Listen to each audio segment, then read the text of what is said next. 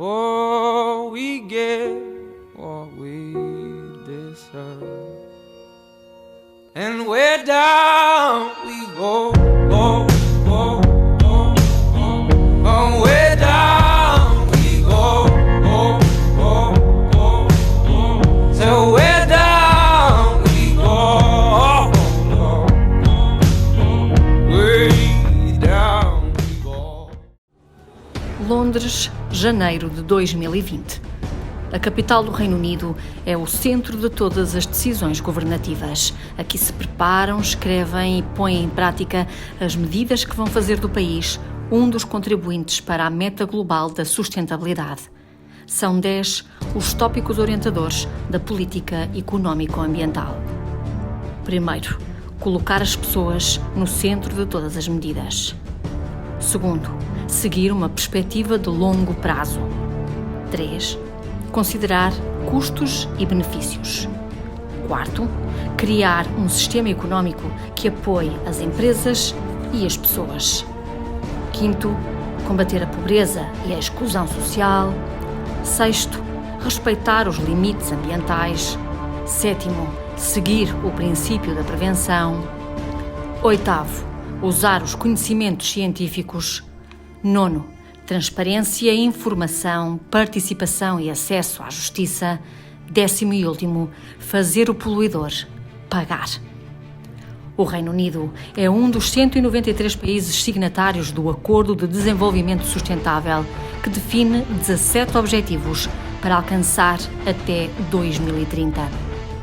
Daqui surge-nos uma nova questão: como garantimos credibilidade ao Acordo Global quando há líderes mundiais que o renegam?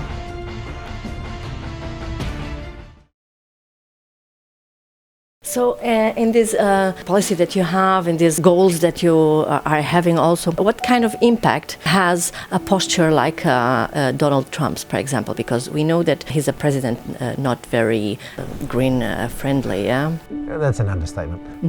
You know, unfortunately we live in a world of democratic politics where there's a lot of crazy populists, and it's going to happen. The challenge when you get a government that is progressive and is working hard on these issues, as the Portuguese government has been doing in this area, has been to try and entrench these things and set them up for the long term so they can't just simply be rolled back by the next crazy politician that gets elected. And that's a challenge for every government, right? And so in the US, it's unfortunate because some things weren't embedded in place and Donald Trump has been slowly pulling apart the worst. It's going to happen in Europe. The question now is, how do we build these things in a way that they are long-term solutions and not prey to the next politician coming in? And that's about building the right infrastructure, it's changing systems. You know, in the 1930s in Sweden, there was a group of very activist politicians and the social democrats who proposed all these lunatic policies, like maternity leave, for example. And they convinced they had a very inclusive approach to how to sell these policies. They bought in their right, they established them, they made it something that everyone thought was normal.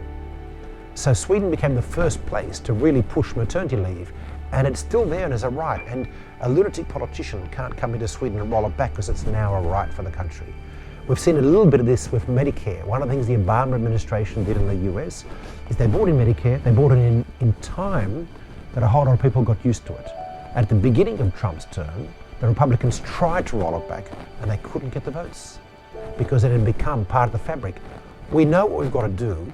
We've got to bring it in early in our terms, make it part of the fabric of solution, and then it sticks because it's just common sense once you see it in operation. And that applies to what we've got to do around climate change. Okay, so what are your goals for the next 10 years? In 10 years, according to the International Panel on Climate Change, we have to reduce global emissions by 50%, or there's not much future for your kids and my kids. That's basically it. Yeah, that's the fundamental goal. Yeah. What that will mean is mobilising somewhere between 2 and 3 trillion euros a year towards climate solutions. The biggest challenge is getting everyone starting to think, everyone, at a public sector, at an institutional level, starting to think about this and understand what the transition's got to look like. Everyone's got to be part of this story. And I just want to stress, it's not 30 years, it's not 40 years. According to the International Panel on Climate Change, if we don't halve emissions in 10 years, we lose the window. There's a window in which we can influence the world's climate. So our ambition is to see the trillions moving. We're making great progress, but we have to move faster and faster. So I would like to double the speed of growth in this market in the next couple of years. If we can do that, we might have a chance. I'm going to say to ordinary people, like my kids and my partner, there's something they can do. And that is to demand solutions of your politicians. Sure, we always say that, but you know what? Demand it of your banks as well. I mean, why haven't we got a green deposit or a green credit card where the money in the deposit goes towards climate solutions? It's really easy to do. Or if I do an energy efficient renovation to my house, why can't I get a 0.25% lower interest rate because my house is safer and it can have low energy bills? We're going to see a lot of banks rolling this out. We do have a consumer voice. Focus it on the institutions who are providing you services, and from their point of view, if they sign you up to a green product, they're more likely to keep you as a client, right? Everything we do has got to be understood. So by all means, do the personal stuff. Eat less meat if you can. Think about less aviation travel if you can, but that's not what's going to change the world. That's just going to be important for us for our moral position. What's really going to change is the big institutions change their investment plans, change their product lines, and provide solutions that everyone just adopts because it now makes common sense. That's how we really change it. And above all, the public sector takes actions. More railway lines, fewer freeway bridges, for example. Portugal's a long way along the line of going clean energy. How can we finish this off in 5 years, not for 25 years? These sorts of things, that's the discussion. You know, I'm not going to say this is easy. Yes, it's a big challenge. Changing a global economy, and bear in mind, it's not enough for us to do this in Europe. We have to work with our brothers and sisters around the world. Portugal's got a specific role. Here's a big global Portuguese community. It's not just Brazil, it's also Angola, it's Mozambique and so on. Portugal could be engaging and supporting those economies in this transition as well. We've got to bring the world ahead. It is a big complicator. We are changing the world economy. We've managed to become rich on the back of fossil fuels. They've been amazing for the development of civilization. It's just that now we know it's at vast cost, and we've got to fix that fast. So it is huge, but on the other hand, if we do it, hey, we create a future for our kids.